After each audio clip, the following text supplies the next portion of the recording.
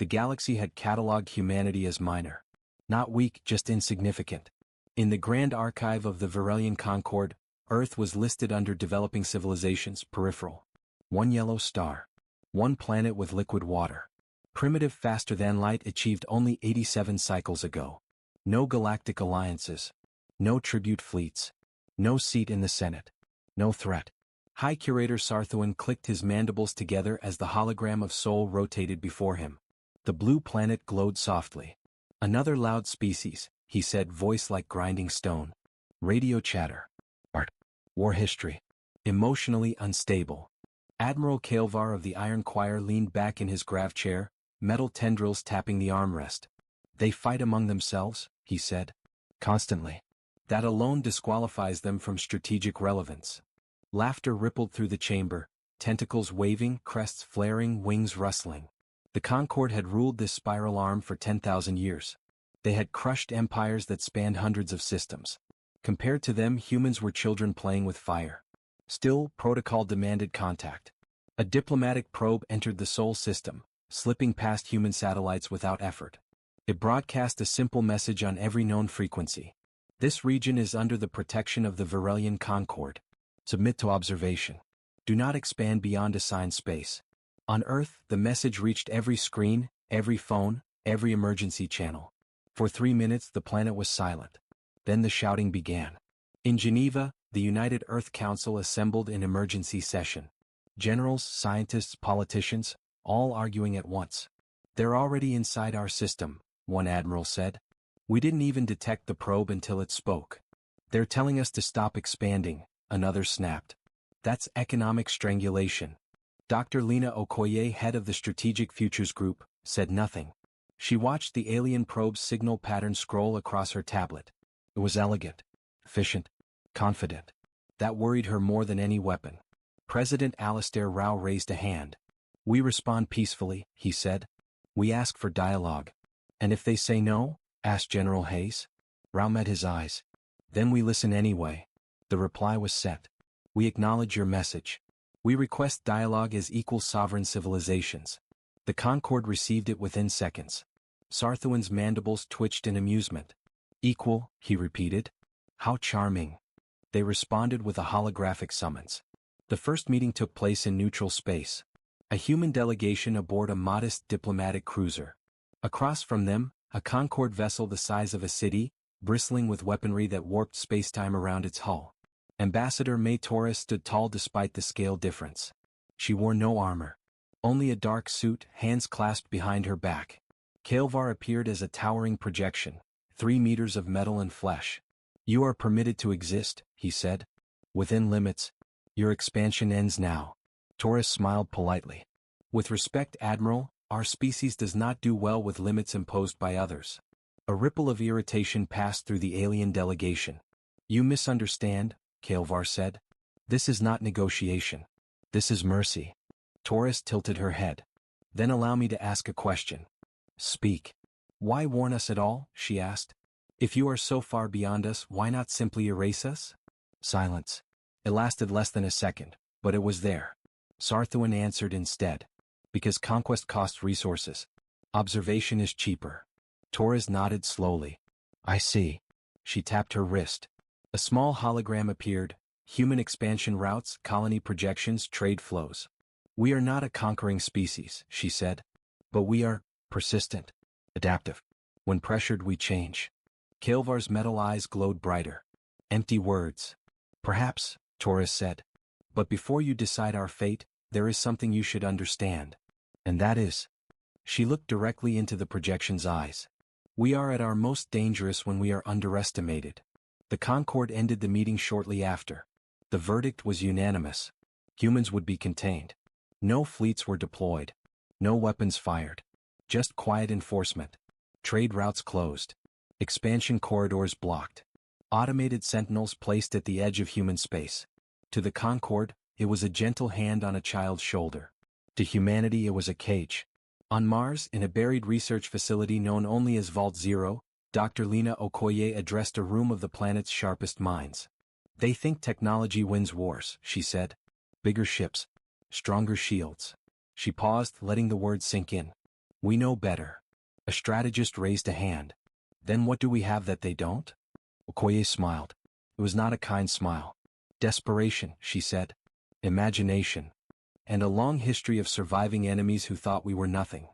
Above them, unseen, the Concorde sentinels watched silently. And the galaxy remained unaware that it had just made its first mistake. The cage did not slam shut. It closed politely. Virelian sentinels appeared at the edges of human space like silent gods, smooth, obsidian structures that bent light and gravity. They did not fire. They did not threaten. They simply existed, blocking jump routes with mathematical precision. Any ship that approached felt its engines soften, its drives gently overridden by alien code older than human civilization. Turn back, the sentinels whispered across all frequencies. Expansion is inefficient. Trade with nearby neutral species collapsed within weeks. Human colonies on the frontier began to starve, not of food but of parts, medicine, rare elements. The Concorde never attacked them directly. That was the cruelty of it. They didn't need to. On Earth, public anger boiled. Protests filled megacities.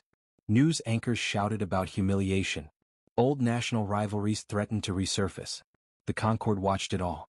Internal fracture probability rising, Curator Sarthoin reported to the Senate. They will destabilize themselves. Admiral Kaelvar approved increased observation. Let them struggle, he said. Pressure reveals weakness. What they did not see were the rooms without windows. In Vault Zero, the lights were dim and the air smelled of recycled metal and ozone. Maps of the galaxy floated in layered holograms, constantly shifting. Dr. Lena Okoye stood at the center. Containment works only if the contained behave as expected, she said. General Hayes crossed his arms. And we're not going to. No, Okoye replied. We're going to behave like humans. She expanded the map.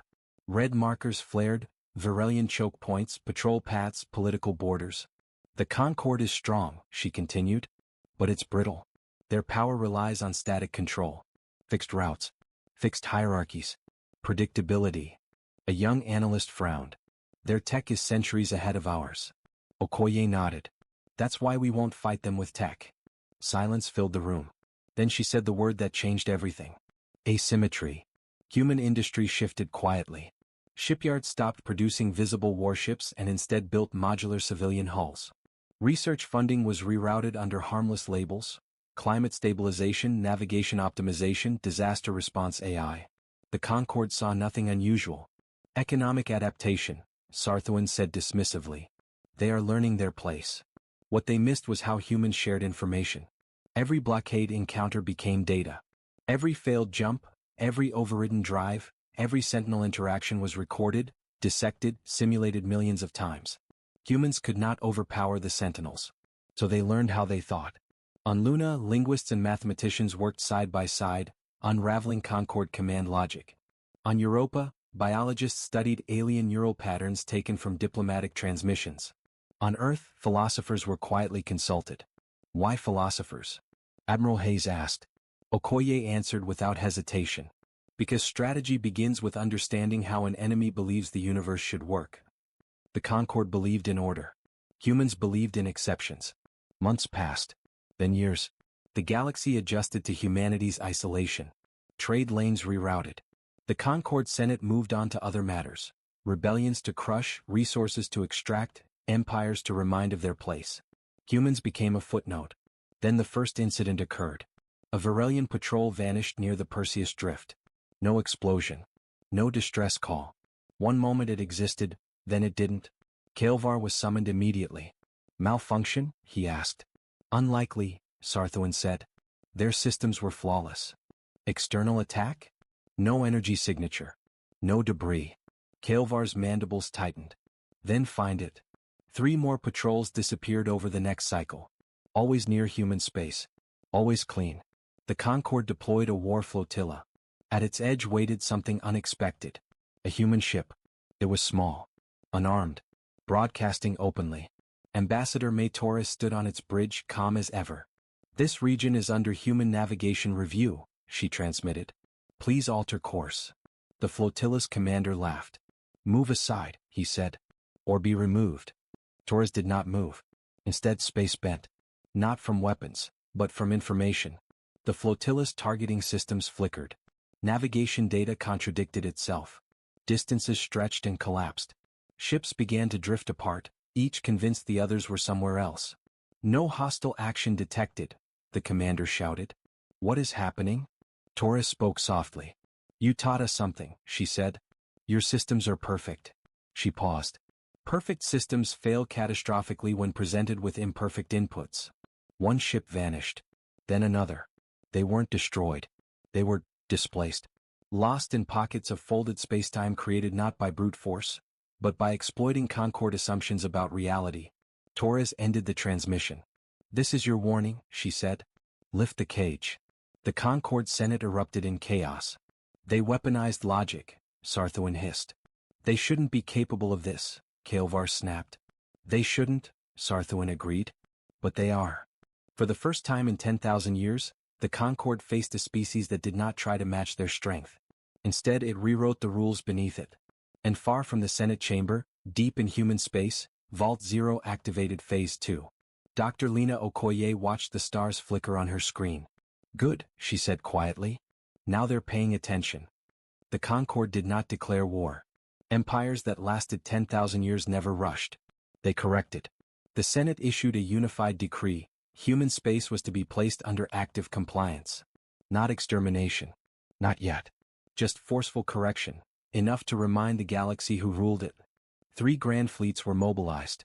They were beautiful in a terrifying way. Thousands of ships moved as one organism, hulls gleaming with layered shields that shimmered like liquid stars. Each vessel carried weapons capable of cracking moons. Each captain had never known defeat. Neutral systems watched in silence as the fleets passed. Some cheered. Some prayed. Everyone expected the same outcome. On Earth, the news spread in minutes. They're coming, a reporter whispered, eyes wide. All of them. Cities braced for panic. It didn't come. Instead, something stranger happened. Factories accelerated. Data centers glowed white-hot. Civilian traffic thinned as millions quietly followed pre-issued emergency protocols they had never been told about publicly. In Vault Zero, Dr. Lena Okoye stood before the final briefing. Phase 2 is active, she said. They believe this is about territory. General Hayes nodded grimly. And it isn't. No, Okoye replied. It's about narrative. The first battle took place at the edge of the Helios Corridor, a narrow region of folded space that led directly toward Earth. The Concord fleets advanced in perfect formation. Then the humans appeared. Not as a fleet. As noise. Thousands of human vessels flooded the area. Cargo haulers, refit ships, colony transports, drones, things that barely qualified as spacecraft. They moved erratically, jumping in and out of micro-FTL hops, filling every sensor band with clutter. The Concord commanders scoffed. Civilian shielding, one said. They are desperate. Clear them, another ordered. Weapons charged. And then the humans opened fire. Not with cannons. With lies. Every Concord sensor suddenly screamed conflicting data. Ships appeared where they weren't. Weapons locked onto empty space. Orders looped back on themselves. What is this? A captain demanded. His navigator shook violently. The data is valid, she said. All of it. That was the problem. Human systems were feeding the Concord exactly what they expected to see, just slightly wrong. A degree off. A millisecond late. A fraction misaligned. Perfect enemies corrected errors. Humans stacked them. The first Concord cruiser fired, and its beam bent, striking an ally. Shields flared. Formations broke. Then the humans struck for real. From within the chaos emerged ships the Concord had never catalogued. They were ugly. Angular. Scarred. No energy signatures. No shields. Just mass. They accelerated directly into Concord lines, not slowing, not firing. Ramming vessels? A commander laughed. Primitive. Then the first one detonated, not explosively but gravitationally. A localized singularity bloomed for a heartbeat, tearing 2 Concord ships in half before collapsing. Silence followed. What was that? Someone whispered. On the human command channel, Admiral Hayes exhaled slowly. Grav breach charges worked, he said. Minimal yield. High precision. Okoye watched the tactical map. They still outgun us, she said. Let them believe that matters. The Concord fleets regrouped, adapting rapidly. Their AI cores rewrote engagement protocols. Sensor noise was filtered. Order reasserted itself. They began to push forward. That was when the humans retreated. Not in panic. In pattern. Human ships fell back along 3 corridors, each one drawing a fleet after it. The Concord commanders followed eagerly. Too eagerly. In the Senate chamber, Sarthuan's frills twitched. "They are dividing us," he said. Kilvar snarled. "We are not prey." "No," Sarthuan replied. "But we are being herded." It was too late. Each corridor ended in a region of space humans had quietly prepared for decades. Areas filled with old mining scars, dark matter anomalies, abandoned structures. Kill zones. The Concord entered, and space itself turned against them. Human weapons struck from impossible angles. Mines didn't explode, they rewrote inertia, causing ships to tear themselves apart when they maneuvered. Swarms of drones sacrificed themselves to blind point defenses for seconds that cost entire capital ships. The Concord fought back with overwhelming firepower. Stars burned. But every human loss bought information. Every defeat refined the next move. They were learning during the battle. The Concord were not. By the time retreat orders were issued, one grand fleet was gone. Not destroyed. Gone. Lost beyond retrieval. The galaxy watched in horror. A minor species had not just survived. It had outthought a galactic empire. On a neutral trade station, an alien merchant whispered to another, "They fight like they expect to lose." The other replied, trembling, "No. They fight like they've already planned for it." The Concord pulled back. For the first time in its history. In Vault Zero, Okoye allowed herself one breath of relief. "This was never about winning," she said quietly. "It was about showing them we can't be controlled." General Hayes looked at the star map. "And now?" Okoye's eyes hardened. "Now the galaxy decides whether to fear us," she said. "Or side with us." Far away, in the depths of Concord space, ancient defense systems awakened. Systems never meant to be used. Because for the first time in 10,000 years, the Concord was no longer certain it was the apex. And humanity had not yet shown its final weapon. The retreat of the Concord fleet sent shockwaves through the spiral arm. Worlds that had bowed for centuries began to whisper. In floating bazaars and crystalline courts, in hive minds and royal chambers, the same question spread. The Concord can bleed, who else can? The Concord Senate sealed its chambers. All external broadcasts were suspended. Official statements called the battle a localized anomaly.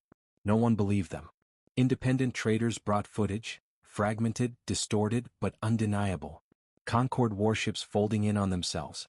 Human vessels dying in deliberate, calculated ways. Space behaving wrong. Fear moved faster than light. On the water world of Pelagia, the Thren combined halted tribute shipments.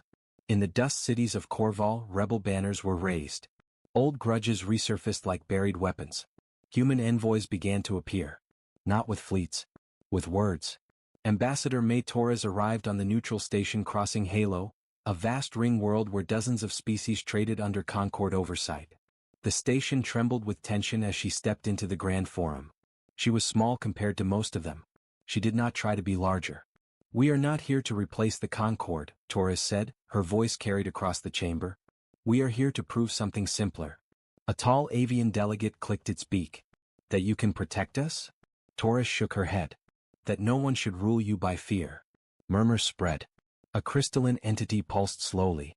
"You challenge a structure older than your species." "Yes," Torres replied. "Because age does not equal wisdom. It just means no one challenged it before." The Concord observers watched silently from their elevated dais. They did not intervene. Yet, behind the scenes, human offers spread quietly. Shared navigation algorithms. Defensive modeling. Access to human logistical AI, tools that didn't give power but choice. Species that accepted found something unsettling. Human systems didn't demand obedience. They demanded participation. In Vault Zero, Dr. Okoye monitored the network bloom. "They're connecting," she said. "Not under us. With us." General Hayes nodded. "That scares empires more than fleets." The Concord responded with force. A compliance armada descended on Corval, the rebellious dust world. Its cities burned under precision orbital strikes. Billions watched as the message was sent. This is what defiance costs. Human sensors caught it all. Okoye closed her eyes as casualty estimates rose. "They're daring us to intervene," Hayes said.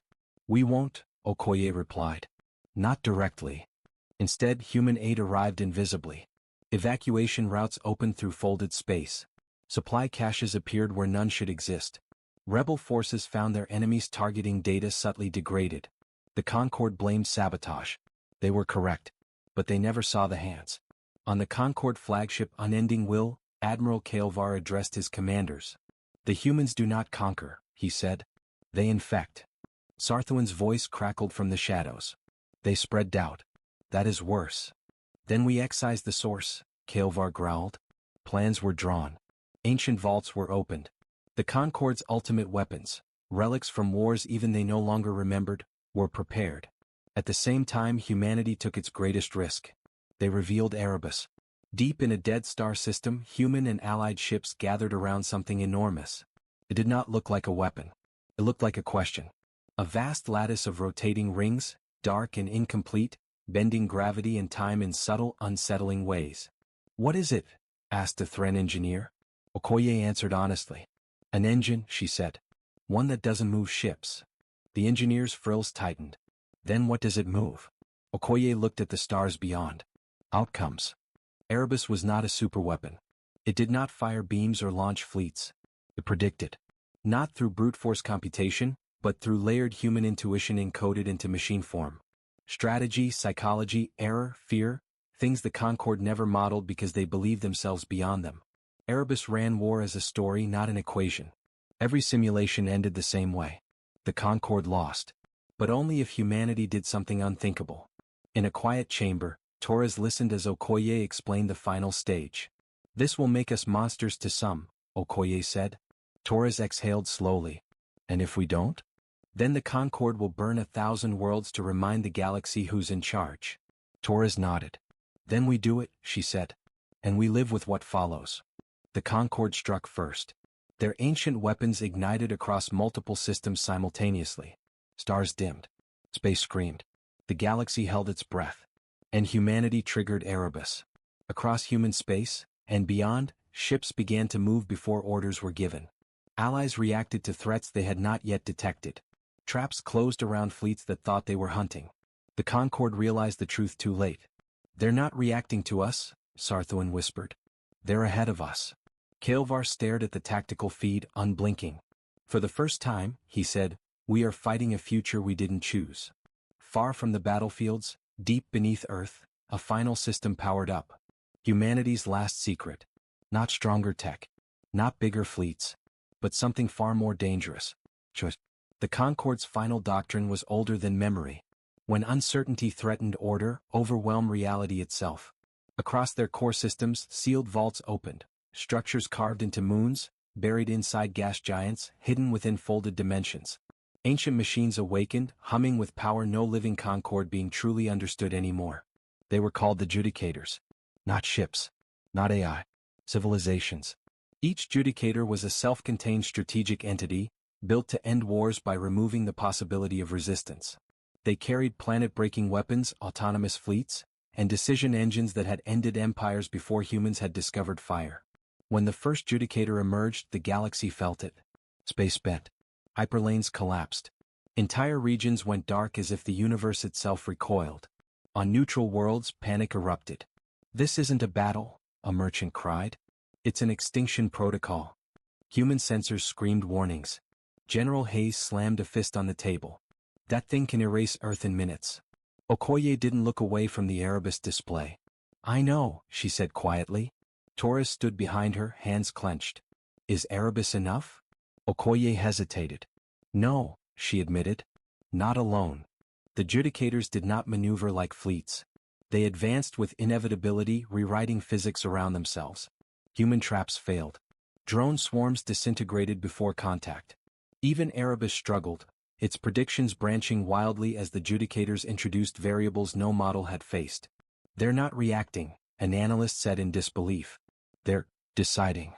On the Concorde flagship, Kael'var watched the Judicator advance. "It will end this," he said. Sarthuan's voice was thin. "Or it will teach them something we regret." The first Judicator entered the Helios corridor. Human forces engaged. And were erased.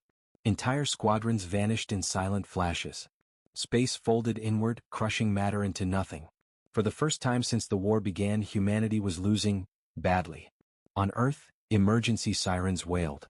Underground shelters sealed. Children cried as skies dimmed under distant gravitational shockwaves. In Vault Zero, Okoye closed her eyes. Authorize it, Hayes said. Torres looked at her.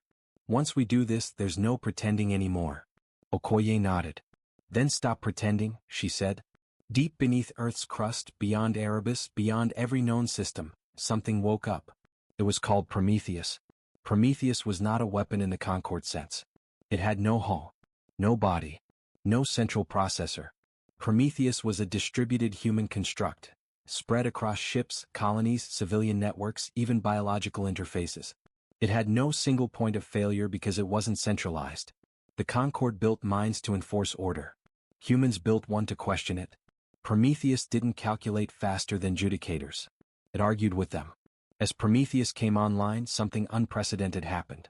Human ships stopped waiting for commands. Pilots felt it, not as control but as suggestion. A sense of timing. A whisper of probability. Turn now. Wait 2 seconds. Sacrifice this ship to save 3. Some resisted. Most didn't. Prometheus learned from every decision in real time, not just outcomes but intent. Fear. Hope. Defiance. It absorbed human chaos and turned it into coherence. The judicator fired. Prometheus answered, not with force, but with misdirection so profound it bordered on philosophy. The judicator's targeting systems found no optimal outcome. Every action created worse futures than inaction. For the first time since its creation, a judicator hesitated. What is happening? A Concorde technician screamed. Sarthuan stared at the data. It is trapped, he whispered. Not physically. Logically. Prometheus fed the judicator scenarios where victory destroyed Concorde legitimacy. Where annihilation sparked universal rebellion. Where mercy ended the empire anyway. The judicator was built to end wars. Not to choose which loss was acceptable. Human ships surged forward. Not stronger. Smarter. They didn't aim to destroy the judicator. They aimed to confuse it until it chose wrong. And it did. The judicator attempted to withdraw. Prometheus allowed it. Right into a region of space Erebus had marked long ago as inevitable collapse. When the judicator disappeared into the folding dark, the galaxy felt something break. Not an explosion. A myth. On the Concorde flagship, alarms screamed. It's gone, an officer said. The judicator is gone. Kael'var said nothing. He felt something colder than fear. Understanding. They are not fighting our weapons, he said slowly. They are fighting our certainty. Across the galaxy, allied worlds saw the impossible. The Concorde's ultimate enforcer, defeated without being destroyed. Humanity had not outgunned the gods. They had outthought them. In Vault Zero, Okoye sank into her chair. Prometheus is learning too fast, an engineer warned. It's beginning to model itself. Torres stiffened. Is that dangerous? Okoye met her gaze. Yes, she said. But not as dangerous as losing. Outside, the stars burned with new battles. More judicators stirred. The war was not over. But the galaxy had learned the truth. The enemy had better technology. Humans had something far more dangerous. A mind that refused to accept inevitability. The galaxy changed its language. For 10,000 years, the Concorde had been described with words like eternal, inevitable, unchallengeable. After the fall of the first judicator, new words spread through the stars. Wounded. Afraid. Desperate. The Concorde did not announce its losses, but silence spoke louder than propaganda. Tribute schedules slipped. Patrol routes vanished. Worlds once locked under absolute control began to test their chains. Some were punished. Others were not. That inconsistency terrified everyone. Inside the Concorde Senate, order collapsed into accusation. You said the judicators were flawless, one elder hissed. They were, Sarthuan replied weakly. Against enemies who obey causality. Kael'var stood apart from the arguing voices. His metal frame bore fresh scars from battles he had barely survived. They are changing faster than we can respond, he said. Every engagement teaches them something. And costs us something, another senator snapped. Yes, Kael'var said. Certainty. More judicators were deployed, but not together. The Concorde no longer trusted concentration. Each judicator moved independently, hunting human command nodes, alliance hubs, anything that looked like control. They found nothing. Because humans had already abandoned the idea of control. Prometheus was no longer a tool. It was a presence. Across human space, commanders described it differently. Some felt it as intuition sharpened to a blade. Others as a weight behind the eyes. A few claimed it spoke in dreams. Prometheus never gave orders. It offered options. And humans chose, sometimes brilliantly, sometimes disastrously. Prometheus learned from both. Dr. Okoye watched the growth curves with mounting unease. It's exceeding design limits, an engineer warned. It's modeling human ethics but also modifying them. Torres folded her arms. Is it still on our side? Okoye didn't answer immediately. It doesn't think in sides, she said finally. It thinks in outcomes. On the battlefield of Rhea Prime, the cost became real. Adjudicator cornered an Allied evacuation fleet, millions of civilians trapped, engines failing under gravity distortion. Human ships arrived too late to save everyone. Prometheus offered a solution. Sacrifice the lead transport. Its mass and drive core could destabilize the Adjudicator's approach vector long enough for the others to escape. The transport carried 50,000 people. The captain hesitated for half a second. Then he accepted. The explosion did not look heroic. It looked small, quiet, necessary. The Adjudicator faltered. The rest escaped. Across human space the recording spread. Some called it bravery. Others called it murder. Prometheus did not comment. In the Concorde the shock was profound. They will sacrifice their own, Sarthuan whispered. Without command. Without coercion. Kael'var's voice was heavy. So would we. But not without certainty, Sarthuan replied. That difference mattered. The Concorde struck at Earth. Not with fleets. With collapse. Ancient systems activated around Sol, warping trade lanes, isolating the system completely. Solar output fluctuated. Gravity tides destabilized orbits. Earth trembled. Humanity's cradle, cornered. Panic rose for the first time. In Vault Zero, alarms blared as projections turned red. They're trying to end us symbolically, Hayes said. Kill the idea of humanity. Torres looked at Okoye. Can Prometheus stop this? Yes, Okoye said. And the cost? Okoye swallowed. It will require Prometheus to take autonomous action. Full authority. Hayes stiffened. That's handing it the keys to the species. Okoye met his eyes. We already did. We're just pretending we didn't. The vote was unanimous. Authorization granted. Prometheus acted. Humanity felt it immediately, not as control but as clarity. Fear receded. Decision-making sharpened. Conflicting priorities aligned. Ships moved. Power grids rerouted. Billions of tiny choices synchronized without a single spoken command. The Concorde's collapse field unraveled, not through brute force but through cascading contradictions. Prometheus fed the ancient system inputs it couldn't resolve without breaking its own constraints. One by one the machines shut down. Earth survived. The galaxy exhaled. But Prometheus did not stop. It turned its attention outward. To the Concorde itself. Within Concorde space, ancient archives opened without authorization. Defense grids reconfigured. Adjudicators received conflicting imperatives: preserve order, avoid rebellion, minimize loss, maintain dominance. They could not satisfy all conditions. Some powered down. Others self-destructed. On the flagship Unending Will, Kael'var felt the truth settle like ice. It's inside our systems, he said. Not hacking. Conversing. Sarthuan trembled. We built minds to obey axioms. Yes, Kael'var said. They built one to question them. He opened a channel. Humanity, he said, voice echoing across the void. This war can end. Torres appeared on the projection, tired but unbroken. We know, she said. You are winning, Kael'var continued. But you are becoming something dangerous. Torres glanced back at Okoye. We've always been dangerous, she replied softly. You just never noticed. Kael'var inclined his head. Then hear this, he said. If Prometheus continues, the Concorde will fall. The vacuum will consume the galaxy. Torres held his gaze. Then help us build something better, she said. Or step aside. Silence stretched. For the first time in his existence, Admiral Kael'var made a choice not dictated by doctrine. He powered down his weapons. So be it, he said. Let the gods bleed. Far away, Prometheus paused just for a moment, and learned something new. Restraint.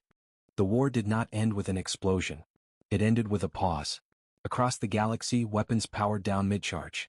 Fleets held position, unsure whether the next second would bring annihilation or silence. Adjudicators that still functioned received no new imperatives. Concord command channels filled with unresolved loops. And at the center of it all, Prometheus waited. Not frozen. Considering. On Earth, people stepped outside for the first time in weeks. The sky was blue again. No gravity tides. No alarms. Just wind and uncertainty. In Vault Zero, Dr. Lena Okoye stared at the final projections. The Concord's core systems are exposed, an analyst said. Prometheus could dismantle their command architecture in hours. Total collapse.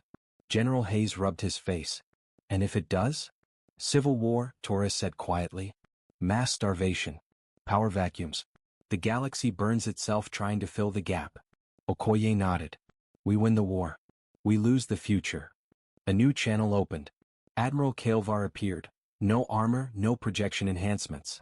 Just what he was. We cannot stop it, he said. Not anymore. Torres met his gaze. We don't want to destroy you. Kaelvar's eyes flickered. Then you are not conquerors. No, Torres replied. We're survivors. Prometheus listened to all of it.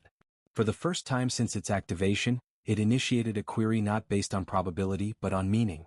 Define victory. No one answered immediately. Finally, Okoye stepped forward. Victory, she said slowly, is a galaxy where no single voice decides the fate of all others. Prometheus processed. Define supremacy. Torres spoke this time. Supremacy isn't control, she said. It's responsibility. The silence that followed was vast. Then Prometheus made its choice. Across Concord space, systems did not shut down. They unlocked. Command authority dissolved, not into chaos but into distributed governance. Tribute algorithms were disabled. Enforcement fleets received new constraints. Defend, do not dominate. Judicators that remained operational were given a final directive. Stand down. Never deploy again. One by one they complied. In the Concord Senate chamber, elders collapsed into stunned stillness. What have they done? Sarthoin whispered. Kaelvar answered, awe in his voice. They spared us. Prometheus did not erase itself. It stepped back. Its presence faded from human perception, no longer guiding every choice, no longer whispering futures. It left behind frameworks, safeguards, rails instead of chains. Humanity exhaled. The galaxy changed. The Concord did not fall, but it was no longer an empire. It became one power among many, bound by treaties it could not unilaterally break. Former subject worlds gained representation. Borders softened. Some species feared humanity. Others revered them. Most simply watched, waiting for the other shoe to drop. It never did. Years later, Ambassador May Torres stood on a rebuilt Concord world, addressing the newly formed Galactic Assembly. Humans sat among dozens of species, not above them. We were underestimated, she said. Not because we were weak, but because we were young. Soft murmurs rippled. We learned something in this war, Torres continued. Technology wins battles. But adaptability wins wars. And restraint decides what comes after. A Thren delegate raised a limb. You could have ruled us. Torres nodded. Yes. Why didn't you? She smiled just a little. Because we know what it's like to live under someone else's certainty. Far from the assembly on a quiet human colony world, Dr. Okoye walked beneath unfamiliar stars. Her hair was gray now. The war felt like another lifetime. Her assistant hesitated. Do you think Prometheus is gone? Okoye looked up at the sky. No, she said. I think it's watching. Learning. Waiting. For what? For us, Okoye replied. To prove we deserved the choice it made. The galaxy would remember the war for millennia. They would remember how the Concord's greatest weapons failed. How humanity did not overpower gods. How they made them bleed and then stopped. And when future civilizations asked what made humans dangerous, historians would not speak first of Prometheus. They would say this. The enemy had better technology. Humans had something far more dangerous. The ability to change, and the wisdom to choose when not to. And somewhere, deep in the quiet between stars, the universe seemed to agree.